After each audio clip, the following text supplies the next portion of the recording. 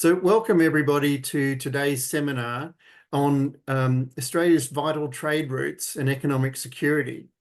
And we're pleased today to have David Uren join us. He is one of Australia's most highly regarded economic writers. He's a senior fellow with the Australian Strategic Policy Institute. He led the Australian's Canberra economic coverage for 15 years and was the newspaper's economic editor from 2012 to 2018.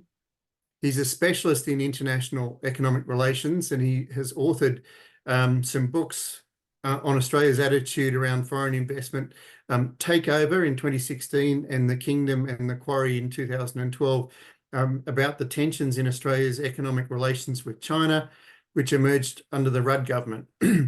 He's also co-author with Leonore Taylor of Shitstorm 2010 about the Rudd government's management of the global financial crisis.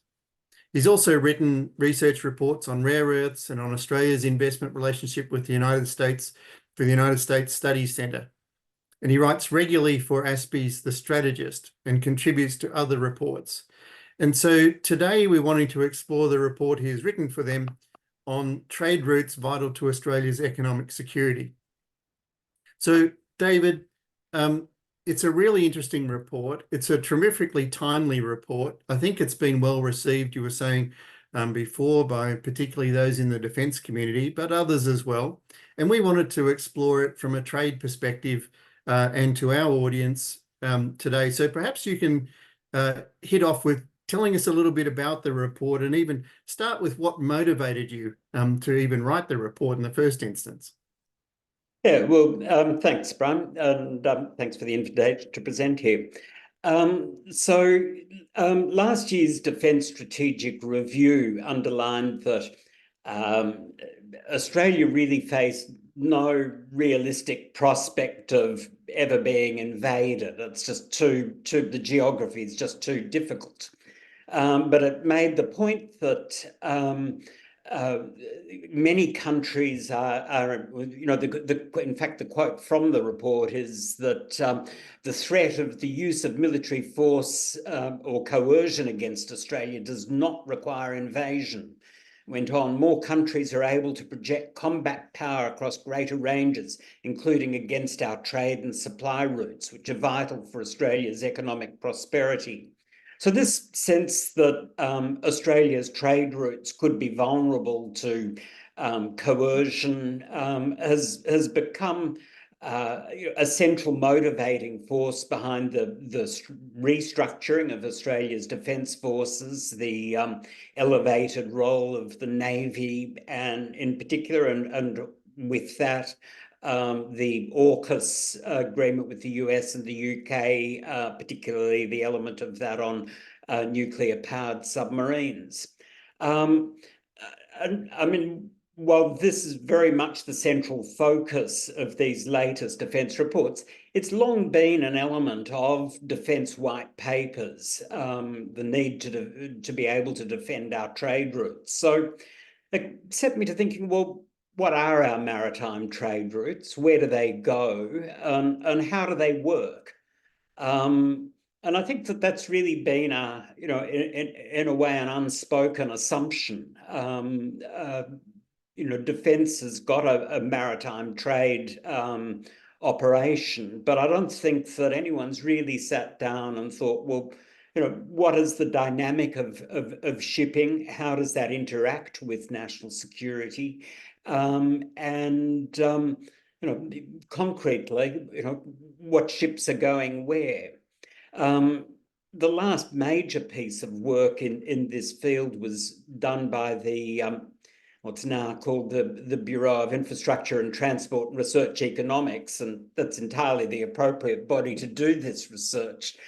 But it was the last round it did was in 2007, and that was based on 2001 to 2004 data. Well, the nature of Australia's trade has changed dramatically since then.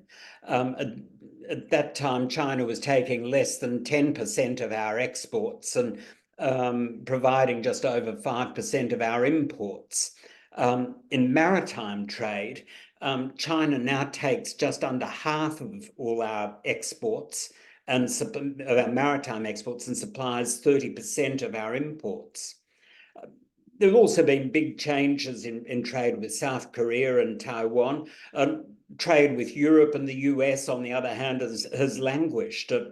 At one stage last year, the US dropped behind Singapore, population 6 million, as an export market for Australian goods.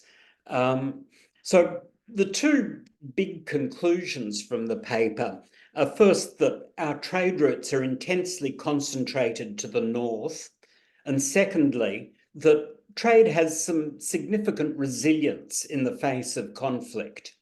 So looking at the first point, found that roughly 90% of our exports and just over 80% of our imports travel to the north. Now, that obviously includes trade with Southeast Asia, trade with North Asia, China, Hong Kong, Korea, etc. It also includes, up until prior to the Red Sea conflict, virtually all of our trade with Europe, most of which went through Indonesia before heading up the Malacca Strait and across the Indian Ocean to Suez. Similarly, our trade with the Middle East largely followed that route. I think since the Red Sea conflict, there will be more container ships coming from Europe around the south of Africa and then straight across the Indian Ocean to Australia. And that's not nearly such a big detour for ships travelling from Europe to Australia as it is for ships travelling to North Asia, where, essentially they've got to come down well down into the southern hemisphere before heading back north. That's really that up and down across the equator that adds to the nautical miles for the Asian trade. But the study was based on 2021 maritime trade data, and it found that 2/3 of exports and just over 40% of imports came through the Indonesian archipelago. The second most important trade route is to the east of Papua New Guinea, and that's taken by roughly a quarter of exports and 40% of imports. So, for example, you'll find most of the container imports from North Asia that's coming to the east coast of Australia will come around the east of Papua New Guinea. Similarly, coal and LNG exports from Queensland and New South Wales, in the case of coal, will similarly likely to go to the east of Papua New Guinea. Only about 6% of Australia's exports go to the east, to New Zealand, the Pacific and the Americas, while about 13% of our imports come from there. And pre the Red Sea disruptions, only about 4% of our trade, both imports and exports, went to the west without going through Indonesia. So the conclusion of that is that Indonesia is critical, and there are a couple of very obvious choke points, with the Sunda Strait and the Lombok Strait in Indonesia.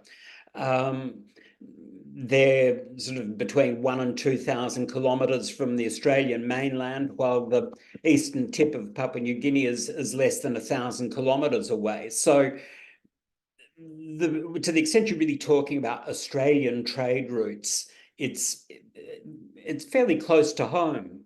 North of Indonesia, or in the Western Pacific on the approaches to Japan, Korea and China, it doesn't really make sense to talk about Australia's shipping lanes. Those shipping routes belong to the world. It's a vast tidal movement of ships. I think the United Nations estimates about 60% of the world's shipping is with Asia.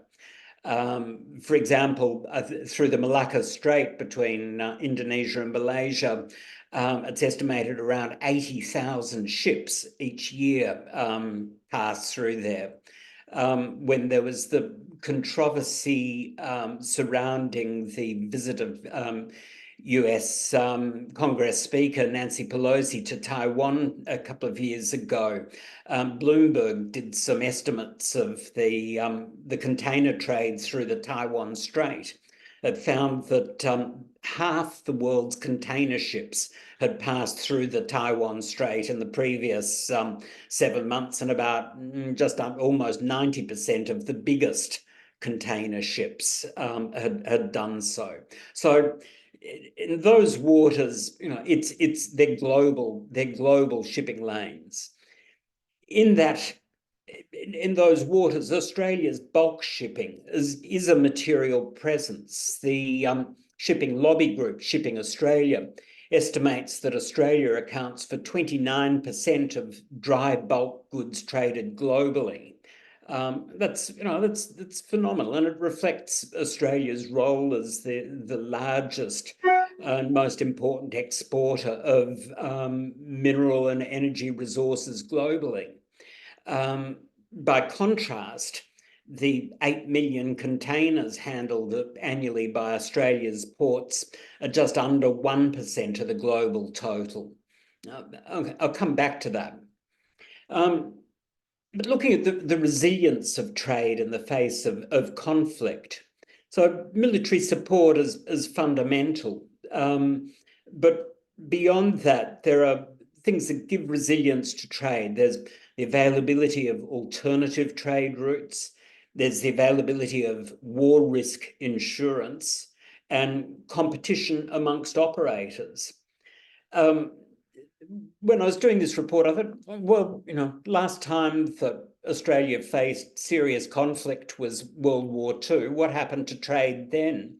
And DFAT has got some great historic trade figures going back to pretty much back to the late 19th century, but certainly covering the war years.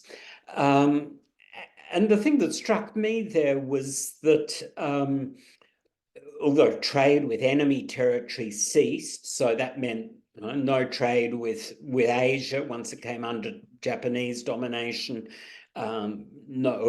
certainly East Asia, and no trade with Europe once it came under German domination. And Australia's trade with the UK didn't get back to pre-war levels until 1947.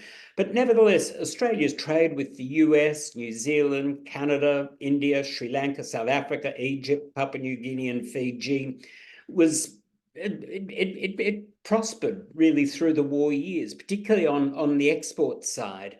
1942-3, which is in some ways the peak year for the Second World War. Both the European and Pacific wars were raging, and it was too early to say that the Allies had the advantage. But exports, total exports in 42-3 were only 7% below 38-9 exports, in other words, pre-war exports. A bit later, perhaps the biggest conflict involving interdiction of commercial shipping was the so-called tanker war between Iran and Iraq in the 1980s. And that saw, I think, about 350 ships attacked and 50 of them sunk. But there's been studies done on, well, what was the impact of that on global oil supplies? And the estimate is it was a 2% reduction. So, not a really significant one. More currently, you can see with the Ukraine, for a while after the invasion, there was a deal brokered by the United Nations under which Ukraine would be allowed to continue exporting grain. But that agreement broke down, Russia declared that any ship travelling to the Ukraine would be deemed to be a target, and it has indeed attacked several ships, commercial ships. Ukraine established an alternative route to the normal one through the Black Sea, which, and still in the Black Sea, but it hugged first its coast and then the coasts of Bulgaria, Romania, Turkey, until it gets to the Bosphorus, which is I guess the exit from the Black Sea. And Ukraine was also helped by the provision of war risk insurance, which was in a deal that was brokered by the British government. But the upshot is that the levels of exports of both, not only grains, but Ukrainian metal products are now well in excess of the levels that were prevailing under the Russian broker, the United Nations brokered deal with Russia. Again, more currently, the Red Sea has caused disruption, but there's been little measurable economic effect. So in both Ukraine and the Red Sea, alternate sea routes have been important. Yes, in the case of the Red Sea, it's a lot further to travel around to South Africa than through the Suez, but the additional cost hasn't had thus far a meaningful impact on the global economy. Shipping costs, which spiked late last year, have come back down. Yes, it is an inconvenience, and it is presumably causing supply chain issues. For a period, there was a bit of a shortage of shipping, but still, ships will do it. It takes longer, but it's in the context of the value of their cargo, it's a supportable cost. It's similar to the detour taken by ships that can't get through the Panama Canal because its passage has been reduced because of the impact of drought. So there's been research showing that in the event of a conflict between the US and China that closed the South China Sea and the Malacca Strait, the vast flow of shipping between Europe and the Middle East on the one hand and Asia on the other would all flow around the south of Australia, then up the east coast of Australia, and that in terms of length would be a similar detour to either going around South America, the bottom of Argentina, if like ships can't get through the Panama Canal, or around the south of Africa if they can't get through the Suez. But another factor that brings resilience to trade is the intense competition between shipping operators. It varies in different parts of the shipping industry. So the oil tanker industry is hugely competitive. The top 30 companies control less than half the global capacity. The operators of a ship that turns down a cargo because the route is too risky can be pretty sure that a competitor will pick the cargo up. Bulk shipping is even more competitive, with the top 20 companies operating barely a quarter of the global fleet. Container shipping is a lot more concentrated. The top 5 companies account for about 2/3 of global capacity. You can see the impact of some of this in some of the data coming out from around trade through the Suez. So container ship operators were very quick to stop using the Suez Canal after the Houthi attacks began. Traffic at the end of January was down by 2/3 from a year earlier. The cost of the detour around Africa was passed on to customers. In the much more competitive oil tanker business, traffic was only down by 18%, while for bulk shipping, the fall was only 6%, according to an analysis by the United Nations Conference on Trade and Development. So the implication is that in a crisis, continued supply of shipping would be much more assured for Australia's exports using the bulk shipping and for its fuel imports than it may be for containers. I think I didn't get data on concentration of ownership amongst vehicle carriers, but I think that would likely be broadly similar to containers, or possibly even more so. With break bulk, it's very different again. There are huge numbers of small operators, but the numbers running services to Australia has come down dramatically over the last decade. I think there's now not a regular break bulk service between Australia and Japan. So that, break bulk, which is uses which essentially ships things that neither go in containers nor dry bulk. It's a very important part of the shipping mix. But yeah, the concern would be that in a crisis, Australia might have difficulty with container shipping. Australia depends heavily on containers for our imports. We have many excellent manufacturers, but the sector as a whole has contracted through the resources boom. And there was an Australia Institute study that found imports supplied almost half of domestic consumption of manufactured goods and were 2.8 times higher, almost 3 times higher than our manufactured exports. And both those metrics placed Australia at the bottom of advanced country rankings. One can see continued pressure there on our manufacturing with the announcement this week of chemicals, plastics manufacturer Kinos going into administration.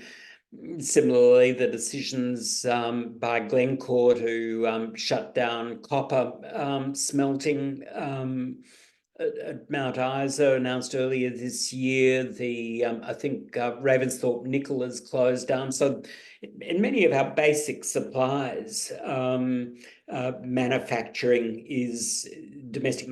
has been shutting down, and we are becoming much more dependent on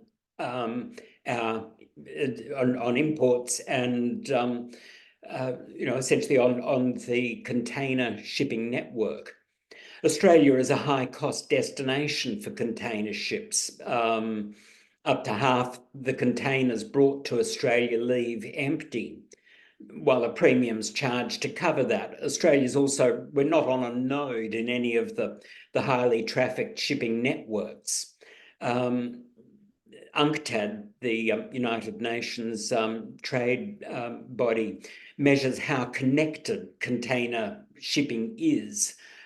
Uses an index based on the number of ships' calls, their carrying capacity, the number of liner companies servicing the country, and the number of other countries connected through direct liner shipping services. So it could be seen as an indicator of a measure of just how important a country is to the container shipping industry. So China, unsurprisingly, tops the ranking, and it's followed by Korea, Singapore, Malaysia, and the US.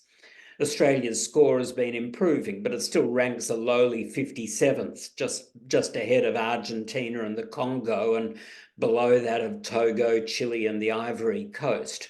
So, I think there's potentially a problem there. So my report suggested that the government make a specific study into the security of container shipping in the event of a conflict. I think one point that strengthens the container supply chain is the immense variety of routes that containers take to get here.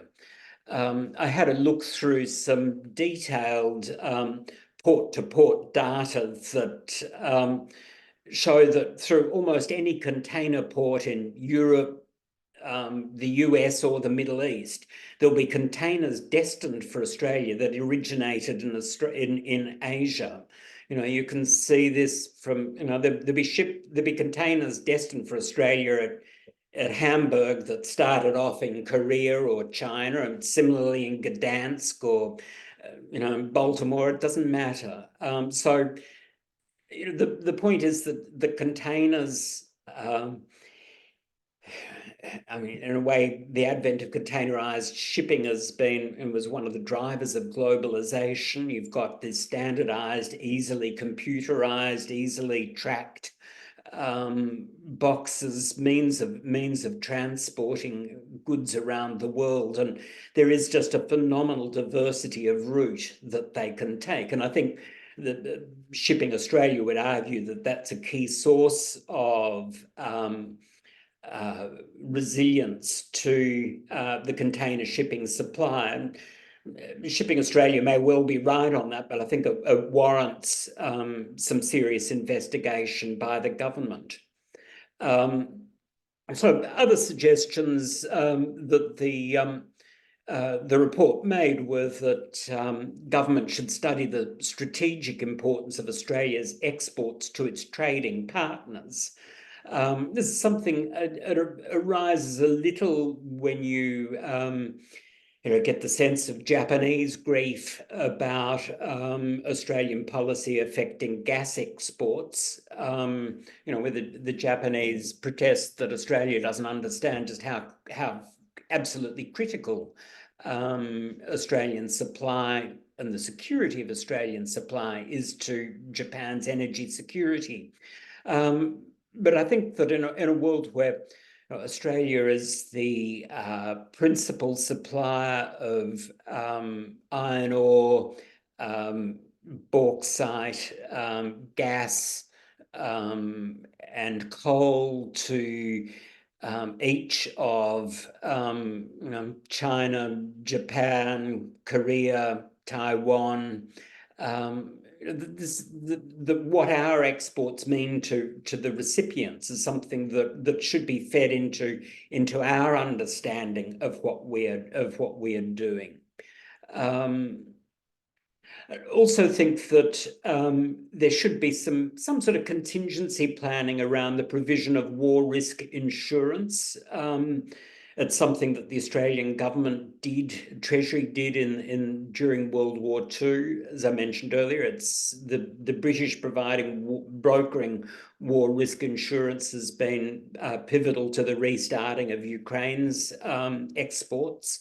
Now, England is global broking house for insurance, so it makes sense that England take a lead on that. I'm not suggesting that Australia should enter the war risk insurance business generally, but I think there should be some contingency planning so that we knew what to do if we had to do it. I also think that I was kind of amused in a way when I looked at the issue around requisitioning of materials in wartime, that it really depends upon a 1903 piece of legislation which extends to the requisitioning of bullocks. I think that that needs to be reviewed, and there needs to be some planning around chartering of shipping in the event of a crisis. And also, I think that it's fundamental that Australia should continue to support the United Nations law of the sea approaches to maritime conflict. And finally, I urge that the government's Bureau of Infrastructure and Transport Research Economics should update its 2007 paper just to put some really concrete hard numbers behind what goes where. So I'll leave my comments there, and happy to take some questions.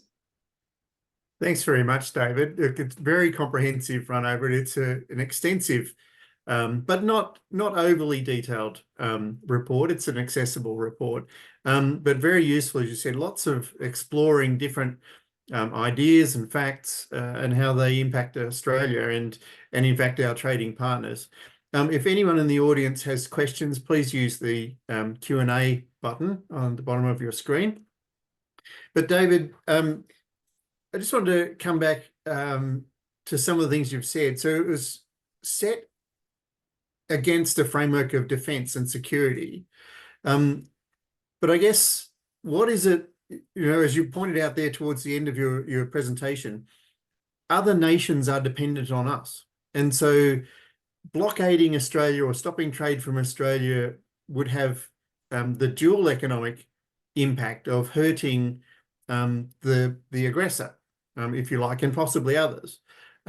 So surely one of the security issues is simply that dependency that economies have on each other would deter any sort of conflict or military action, perhaps beyond the scope that we've seen recently with some, tariffs and some minor barriers to a whole lot of Australian product, which is important.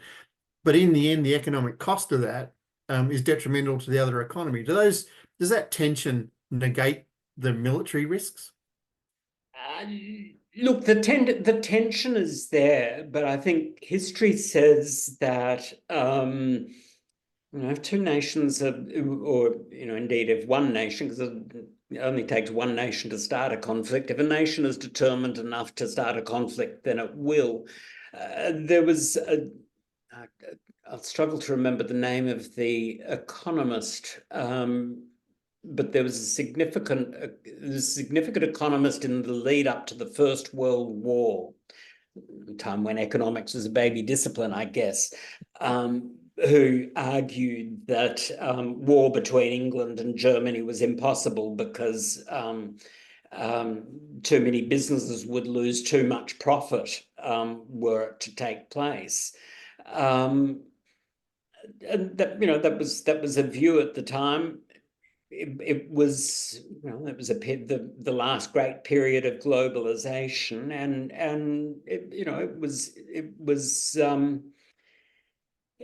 people genuinely thought that the level of trade would act as a barrier to conflict. It didn't. Similarly, I think a lot of people thought that Europe's dependence upon Russian gas and Russia's dependence upon European markets would have deterred Russia from invading Ukraine, which it transparently didn't. Now, I think there's an element in which Russia underestimated the extent to which Europe would turn away from Russian energy supplies. Europe's proved much more flexible than anybody really thought on either side. So I think the conflict, where conflict is brewing, it'll happen. In terms of, the obvious thing in terms of Australia's trade is our trade with China. As I mentioned, I think it's half Australia's exports and 30% of our imports are from China. And Australia's a material. I think we usually rank about fourth as a supplier to China, behind Japan, Korea, and sometimes the US. Sometimes we're ahead of the US. I think we're usually ahead of Germany as a supplier to China. So we're important to them, and not only in terms of size, but their steel industry really turns on the provision of Australian iron ore. Loss of Australian iron ore would lead China's steel industry to struggle. But I don't think that it's necessarily a that makes it impossible. It's interesting that there's been for quite a long time a detailed debate in the US amongst strategists around the notion of blockading China. So the thought would be that rather than a China, an adversary targeting Australia's trade, it might in fact be an ally in the form of the US that would be blocking the Malacca Strait. And the notion is a distant blockade, not sitting outside Shanghai, but at some remove. And it's noted that China is dependent on imports for 60-70% of its oil. Critically, 35% of its protein comes to it by sea.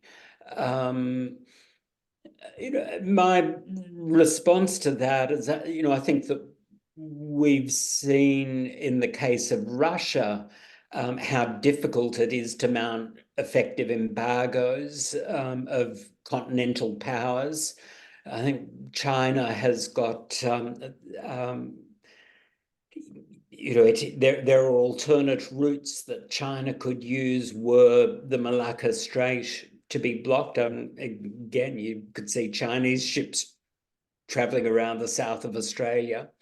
Yeah, so I think essentially, I think blockades have been shown to have limited effectiveness against continents just because they are so large. There are so many sea routes. It is possible to get around. And related to that, there's some interest in Australia developing a greater maritime capability than it has at the moment. The Australian government has some policy around a national fleet and building that up. But you make the point, or reference others making the point, A, there's a lot of water, B, there's a lot of ships. What's your view on whether or not Australia needs to invest in that sort of thing, or whether or not you just let the market go? And I guess COVID showed us that governments are prepared to do what it takes. And do we really need to build a capacity, or can we just get it from somewhere else when we want it? Well, I think in terms of international shipping, we have no choice. We are dependent on international shipping, and we will remain so.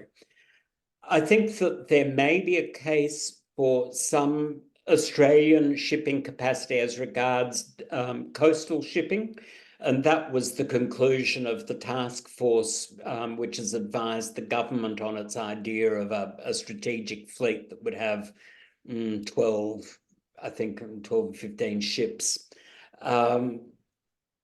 The line is the line that the government's pursuing is to do something a bit modelled on the US, where the government doesn't act. It's not recreating ANL, the Australian National Line, which got sold off decades ago now. But rather that there would be a subsidy. People talk around, and this is really based on the US premise of $6-7 million per ship a year, which is quite a healthy subsidy, but really just to do coastal shipping. It's interesting in the things have changed a lot since World War II, but in World War II, lack of coastal shipping was a serious constraint. But talking to people in the shipping industry, something they argue is that before you start subsidizing ships, you really need to do something about your workforce, and that it's currently not tax effective for Australians to operate to work on ships. That there needs to be some consideration of the tax arrangements that apply to income drawn on shipping. I haven't really gone into the detail of that, but people who know a lot more about it than I do say that really is a showstopper. And I think there's an argument for saying it's a national interest to have a workforce that is capable of sailing ships. I think so. I think from national security, I think there's arguably a case, but to what extent, it really goes nowhere in terms of securing Australia's international supplies. The volumes are just far too great. I think we get visited annually by about 350 or so container ships, which do a total of something like 1,500 port calls with multiple trips. one or two container ships ain't going to make any difference. And you've noted the threats to supply chains over recent years and led to concerns, and nations are responding around economic sovereignty, etc. And there's then industry policies. We see this in Australia, the development of the future Made in Australia policies. Other nations are responding as well. Are you seeing this having any tangible effects on the shipping and the routes being used in any respect in your report or subsequently? Look, it hasn't yet started to really, impact on us, Australia's trade, where we source our imports or where we send our exports. But globally, there are starting to be differences. Globally, you are starting to see a lot more trade between Russia and China than was the case pre the invasion. Europe and the US are becoming closer. So it's this sense of fragmentation of the global economy into a, if you like, a China bloc and a China-Russia axis and a Western axis is something that the International Monetary Fund has been expressing considerable concern about over the last 12 to 18 months. And they've done some research showing that, yeah, indeed, there is quite significant shifts in trading patterns, particularly countries like Vietnam, Mexico, that wind up becoming sort of alternate supply sources to China. So there is stuff really happening on the ground. It's not yet, I think, sort of translated to a level that it's detectable in the macro data for Australia. But it is it's a concern globally. Your report also, as you outlined a little bit in your presentation, start to go through who owns the ships, and where are they? And there's a concentration of the ownership of the ships. And I'm not certain then which ones come to Australia, but is that something that you've looked at too? I saw somewhere in the UNCTAD handbook, there's a handbook on statistics that I had a look at. China is both the largest manufacturer of the ships and the overall economic ownership of the ships, and then dominated after that by broadly Asia, then the EU, and then North America. But if again there was some sort of conflict around, surely the ownership would start to exercise some control on where the ships were heading. What do you have to say about that? Yeah, look, I think it's something where there is a lack of knowledge, and the government should act to rectify. I think one of the suggestions that I make is that in any review of the Bureau of Transport and Resource Economics, any review of their report should include a breakdown on ownership. Globally, in container shipping, I think COSCO has the Chinese shipping line has got, I think, about 10%. But my thinking is that its share of Australian shipping would be significantly higher, just because China has got, I think if China's share of global imports is about 15%, the fact that its share of Australia's imports is 30% suggests to me that COSCO's share of Australia's shipping would be much higher than the global average. Now, COSCO operates, as a commercial operator, as broadly indistinguishable from any other. It's very common when you look at ships, the actual routes that ships take. Very common for a ship to, leave, I don't know, one of the big Chinese ports, go to Taiwan to pick up, go to career to pick up, come down to Australia, or travel to wherever. So there's not a there's not a sense of, if you like, ideological purity sort of driving the shipping routes of COSCO at the moment. But in a conflict situation, it's a state-owned enterprise. It would act in the interests of the state. Even if it were not a state-owned enterprise, it would act in the interests of the state in the midst of conflict. So I think that it's something that we need to be mindful of. And something that I'd point out is that when we talk about conflict, it's always assumed, well, we're talking about the US and China, and that's the axis we're most concerned about. In the post-war period, the points of greatest tension have actually been with Indonesia. And there've been a couple of points during the East Timor and during the confrontation between Indonesia over the formation of Malaysia in the 1960s. There were some points of high tension. At the moment, Australia's got a very good relationship with Indonesia, but it's you can't take that to the bank and put it in a safe deposit box for 20 years. It's got to be constantly maintained and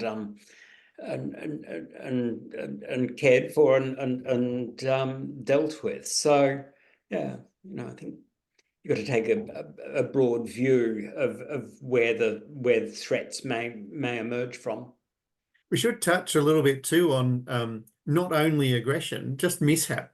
We've seen the blockage of the Suez Canal. We've seen the ship in the United States damage the bridge and disrupt things, and even minor things like that, which only were for a few weeks, perhaps, has a material impact. Did you look at just mishap, misadventure disruptions as well?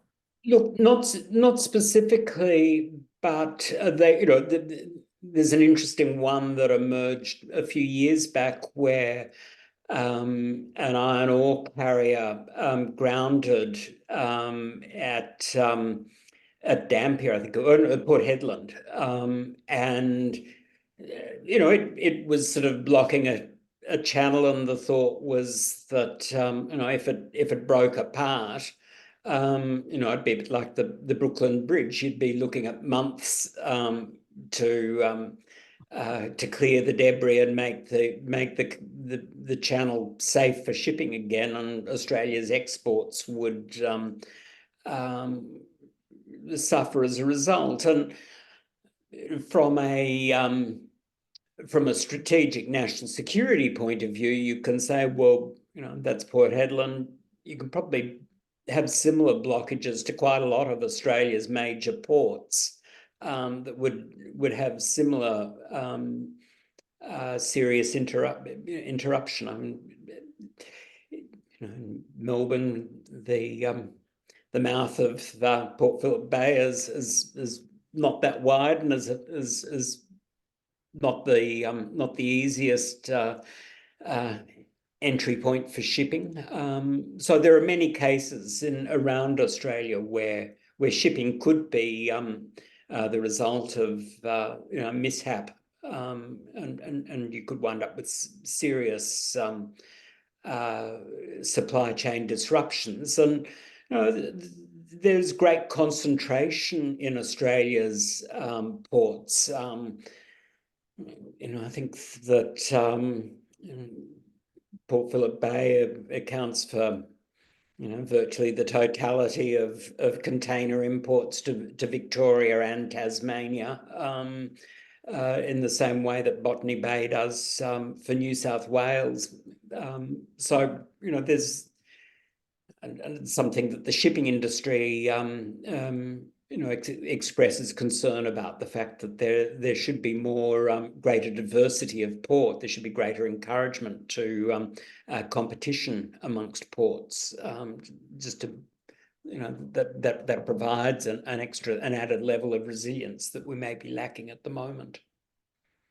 I think your report draws upon the experience in World War II as well, where relatively small and disguised fishing vessels or other things were used as, mine laying or other disruptive surveillance activities. And so that point you made of it's not that hard to block a major sea lane in and out of a port. And I guess we've got the recent experience of people landing on Australia's west coast without surveillance or being able to go undetected to come in physically to the land. What's your thoughts from a defence perspective of our surveillance capabilities, let alone our shipping capabilities? Yeah, look, I think one of the features is that the oceans are vast. It's hard to keep track of everything. The Malaysian plane that disappeared. You would have thought that in the 2020s it was not possible for a big passenger aircraft to simply disappear, but there you have it. It did. So even with satellites and the power of that surveillance, it's still possible for ships to disappear, turn off their identification systems. You've seen a lot of that really in the wake of the Russian conflict with Russia, contracting an oil tanker fleet that largely, as the saying goes, sails under the radar. They turn off their beacons, and nobody quite knows where they are. So it increases the chances of mishap and spills. And something that I think is, on a related point, that is getting more attention is the use of commercial ships for military purpose. Now, military's always relied on support ships for supplies, for oil, for fuel carriers, for helping bring reinforcements, troop carriers, and the likes. But you're starting to see things take a different edge where, for example, I think Iran has modified a tanker to carry missiles. There's been discussion in the US amongst military strategists as to whether the US should contemplate using container ships as essentially launch ships for missiles. They're cheaper, they're available, they have the space. Yes, they could be vulnerable, but that it would be harder to detect. So I think that this is it's something that is developing. It's another example. I think China has been investing massively in the construction of ro-ro ships, for vehicle carrier ships. Now, China's car exports have gone from about 500,000 to about 8 million shipped cars a year. So it plainly has a legitimate need for these vessels, but they have plain military application. I think that's an area that is going to draw greater attention over coming years. And I guess as we're starting to get to the end of our session here, fuel is something worthy of conversation as well. So Australia is highly dependent on imported fuel. We have a limited amount of processing capacity ourselves. And obviously the ships need to be fueled, but they can refuel themselves in different locations perhaps. But shutting off our fuel supplies, what do you see as the threat or opportunity in that? And we have, of course, some offshore storage facilities, but you've got to get it here and with the shipping. So it's something that Defence Minister Richard Marles has referred to in the context of AUKUS. He's made the point that Singapore is a highly important source of refined fuel for Australia, and were it impossible to get ships from Singapore to Australia, it would have a very immediate effect. Australia has, for many years, claimed that ships on the sea carrying oil to Australia should be considered as part of Australia's oil storage. Under International Energy Agency requirements, Australia is supposed to have, I think it's 60 days minimum oil supplies in storage, and we've never come close to that. We're really the only IEA member who's fallen so far behind. Part of our argument has been that the ships on their way to Australia can count as part of our storage, but as you say, come a conflict, they might turn elsewhere. However, I think that it in a way, it goes to the point of diversity. I mentioned earlier that oil tanker shipping is a very diverse corner of the shipping industry and highly competitive. But also oil refining is highly competitive and diverse. So, I think, if Singapore, currently I can't remember the percentages exactly, but if we get 20-30% of our refined oil products from Singapore, we get a similar amount from Korea. India has got refineries, the US has got refineries. There are refineries around that if you lost one source, you'd probably find there'd be another. To some extent, I think when China barred imports of Australian metallurgical coal, everybody thought this was going to be an absolute catastrophe because it was by far the largest buyer of our met coal. 3 months passage and you really didn't notice it in terms of the volumes we were shipping. Other markets turn up. And I think commodities, general commodities, fuel in particular, they're kind of slippery. They're hard to it's hard to put an effective barrier up. So, in a way, while we do have a significant dependence on imported fuel products, there are other things which we might find it harder to replace. So an example I like is that I think we get about 90% of our ceramic basins and toilets from China, and they also control about 90% of the global trade. So if you lost China, you're not going to be building buildings without toilets or ceramic basins. So suddenly an industry like your commercial construction and residential construction can grind to a halt. So I think there are many dependencies that that Australia has. Fuel in some ways is one that worries me less than some others. And I guess, David, just before we wrap up, you have a couple of recommendations in the report. You touched on the insurance one, but the data, information around our own dependencies, what's available, etc. That BITRE report is aged and it's not repeated. Why not? And what does your recommendation leave that for the government?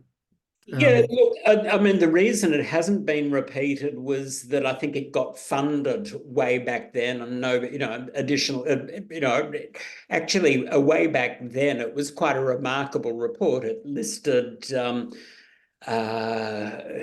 identified the major sea routes, the traffic they carried, both in terms of tonnage and value and some breakdown in composition. Since that time, the development of AIS positioning of ships, and GPS monitoring, and the constant satellite monitoring of shipping routes. It should be a vastly easier exercise now. There's just much more data commercially available, but well within the government scope to obtain. So my argument is simply that it should update that so that we have an accurate view of what ships are traveling, what routes, what their ownership is, broken down by the different kinds of the different segments of shipping industry as to containers, break bulk, tankers, bulk shipping, dry bulk.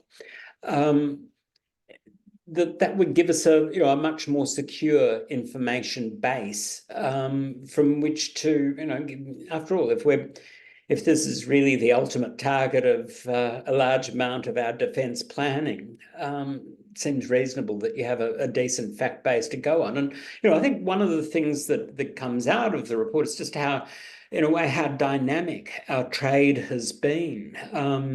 The evolution of markets over a relatively short space of time. 20 years is not that long in the scheme of things, but the massive changes in our direction of trade over that time. I think it really behoves the government to fund a basic fact study that fills in what really is a pretty large official gap at the moment. David, let's hope that your report has some effect and has started to get the wheels rolling inside the government, and perhaps we'll have a more recent amount of data to work with for a future report. Thank you very much for your time today. We've run out of time, but clearly it's the conversation which could go on for a lot longer. Thanks so much. Thank you to everybody, and we'll close off now. Thank you.